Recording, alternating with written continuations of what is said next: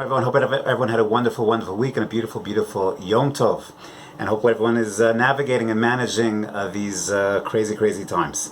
I wanted to take a look. We read Parshas Bereshit. We open up the Chumash once again. We go anew once again.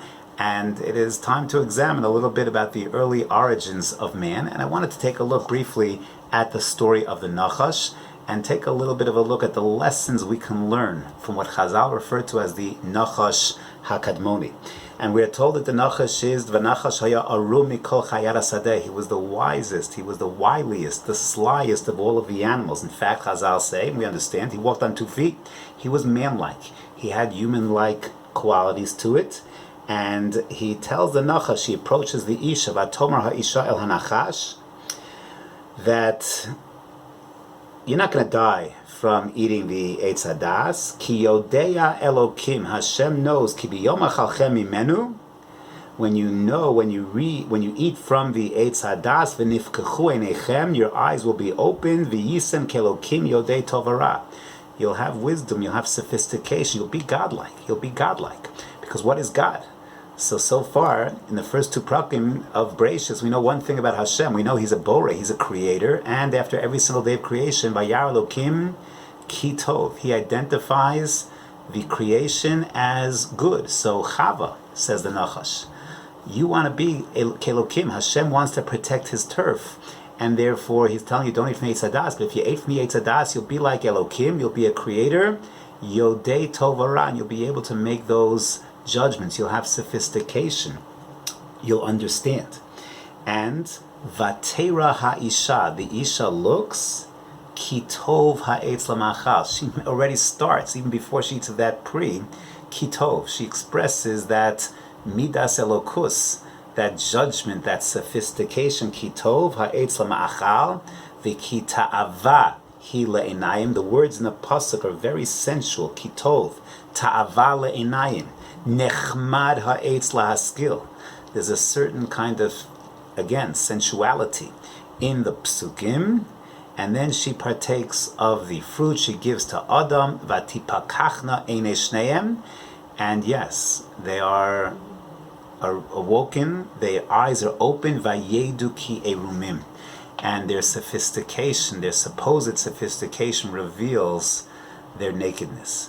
And Chazal tell us that the Nachash HaKadmoni, in a lot of ways, is the Yetzer Hara, is an internal desire, an internal push that's telling us things, that's speaking to us, that's driving us in certain directions, that's telling us, be more sophisticated. Perhaps there are pleasures of the world that are ta'avahu le'enayim, nechmad lahaskil, and we partake, and after the sin, there is this like emptiness, there's this feeling of nakedness, there's this feeling of hollowness that emerges. And that's really the story of all sin, is that it appears good, it appears pleasurable, it appears geschmack, and then the anticipation, the fantasy, the expectation is always going to exceed the reality. And then when it's all over, physical pleasures and these kinds of averos tend to be fleeting. They tend to be there quickly and then dissipate very, very quickly.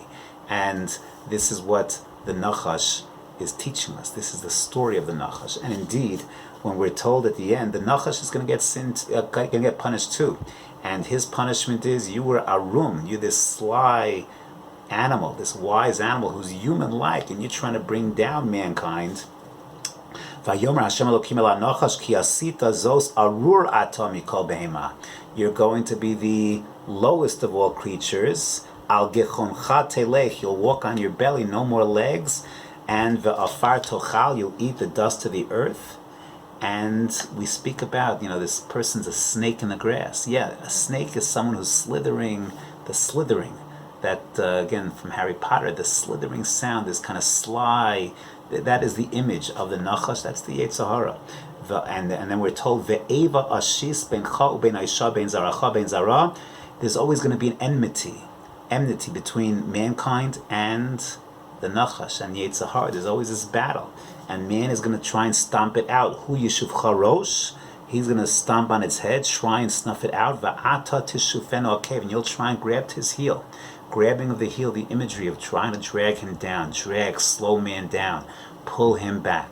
And this is, again, a metaphor. On the one hand, it's perhaps to be understood, pshuto kemashmo, but on the other hand, a metaphor of the constant battle that we have with our inner desires, our inner yearnings that sometimes can pull us off, that sometimes can pull us down, can sometimes pull us off track. And perhaps the message is to understand, yes, Hashem gave us drives, and those drives for food and for kiyum hamin and all of these things are critically important for our survival. We need them and we want them. However, they also have the possibility of being skewed and taking us off course and taking us in a direction that we don't want to be going, and that perhaps is this very subtle balance, that to go ahead and know that we have the ability to gear these drives in the right direction, and sometimes they ensnare us and they pull us down, and that is the metaphorical lesson of the Nachash HaKadmoni. Have a wonderful Shabbos Kodesh.